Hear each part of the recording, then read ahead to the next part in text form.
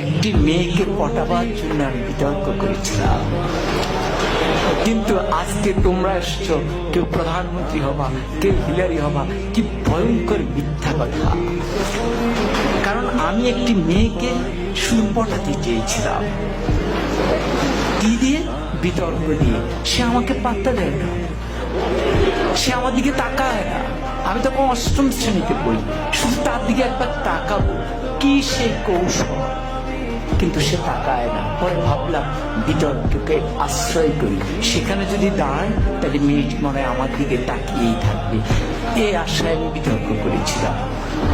এরকম আশা নিয়ে একবার আমি সিলেট যাচ্ছিলাম। তখন আমি আর অষ্টম শ্রেণীর বালক নই, এয়ারপোর্ট স্টেশন থেকে উঠেছি। তো যাওয়ার সময় ট্রেন, সকালে সিলেটের ট্রেন, আমি উঠলাম। উঠে আমার সিটে গেলাম, দেখি আমার একটি সিট, সামনে আরেকটি সিট, মানে ডাবল ডাবল না। পরে কেউ আসে না, পরে একটি মেয়ে আসছে এবং মেয়েটি সামনে বসার পর আমি একটু সতেজ হয়ে গেলাম, পুরুষের মন্থন। পরে মেয়েটি দেখলাম সাদা গাউন পরা, আমি বুঝলাম সে সিলেট মেডিকেল। তাহলে ভাবলাম যাক, মান সম্পন্নই হয়েছে। এরপরে ট্রেনে গিয়ে যাচ্ছে, আমার মনে কত কিছু আসে, কত ভাবনা আসে, কিন্তু আমি তো কথা বলতে পারতেছি না, খুব আনইজি বোধ করছি। কি করব? ট্রেন যায় ভিড়লো আখাউড়া স্টেশনে। আখাউড়া তো নাম শুনেছ না? তো পরে আমি আখাউড়া স্টেশনে গেলাম। যাওয়ার পর হঠাৎ আমি তো মেয়েটার দিকে তাকানোর চেষ্টাই করি, কিন্তু মেয়েটা করে কিনা আমি ঠিক বুঝি না। তো হঠাৎ করে একজন আসলেন, এসে বললেন, ভাই লাগবে? আমি বললাম না, আমার তো খেয়াল মেয়েটির দিকে। এরপরে উনি একটু দূরে গিয়ে দাঁড়ালেন। এবার আরেকজন আসলেন, উনি এসে বললেন লাগবে? আমি বললাম না। এবার উনিও গিয়ে দাঁড়ালেন, কেউ যাচ্ছেন না।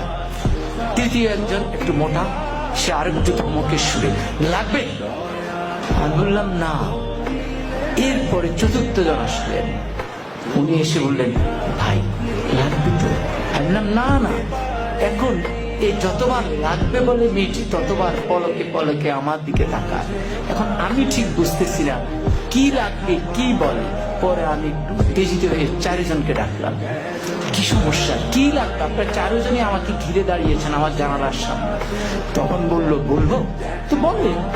বললো, ভাই আমরা হিরোইন বিক্রি করি, আপনাকে দেখে মনে হয় দারুণ ভাবে আপনি হিরোইন। ফলে যে মেয়েটির কাছে আমি এয়ারপোর্টের সামনে নায়ক হয়ে উঠলাম, আখাউড়ায় হয়ে গেলাম হিরোইনসি, বাকি সময় আমি আর তার দিকে ভুলেও তাকাইনি। কিন্তু মেয়েটি ওই হিরোইনসি বলার পর যে মুস্কি হাসি দিয়েছে, সে হাসিটি আজও আমি ভুলিনি।